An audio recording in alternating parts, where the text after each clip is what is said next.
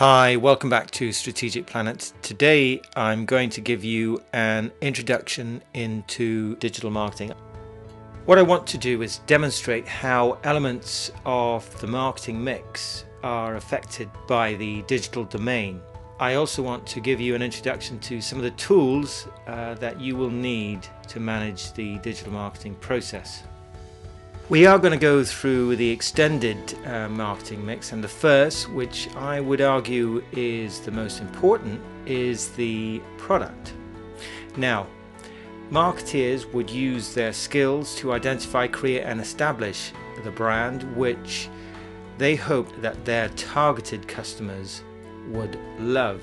And here you can see an example of some famous brands from around the world.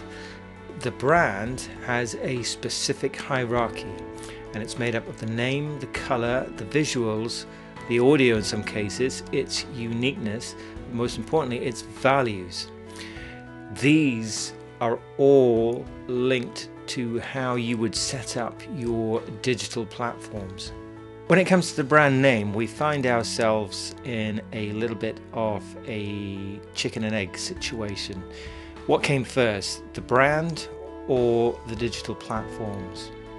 The point I'm trying to make here is that when you are creating digital platforms, you're going to have to link your brand with your website URL or your social media handle that you're going to use. Now, in some cases, particularly on Twitter, you may find that the brand name that you're looking to use has gone, or even the URL that you're looking to use has gone. So when you're starting out creating a new product or brand, you need to make sure that the website URL and all the social media handles that you want to use are available. Now, when it comes to a brand name, it needs to be distinctive and easy to remember. Now, ways that you can do this to make yourself unique are: you can fabricate a new word like Google had. You may consider acronyms like KFC, which was once Kentucky Fried Chicken. You can link the founder's name like Ben & Jerry, or you could use a misspelt name like Citibank. One of the things you also have to consider is the issues regarding registration for protection, i.e. copyrights and trademarks. Certain things you won't be able to protect, but I would suggest that you work with your legal team to identify those issues in detail.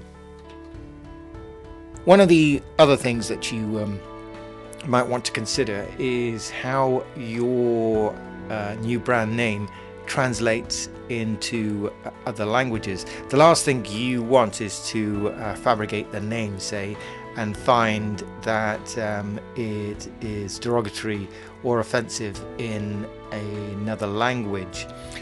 What you can do is use Google's Translate to give you an idea of what the name that you've identified might mean. What about your website URL? How do you know if a name is or a URL is available? Here you use the concept of Whois lookup. There are many tools out there, and I suggest that all you have to do is go into Google or one of the other search engines and type in Whois, and it will give you a variety of options to check. In this instance here, I've got domaintools.com, where you simply type in the name that you are looking for, and it will tell you whether it's available, what format it might be available in, i.e. the .com might not be available, but the .biz or the .co.uk or whatever might be available, and if it is taken, it will say who owns it at this particular moment in time. Going back to the brand hierarchy and more specifically focusing on the colors and the visual elements of your website, say. It doesn't have to be a website. You could do the same thing for your apps or even your social media platforms, but more specifically for the websites. There are a number of tools again out there, and one which I use is a site called Fengui.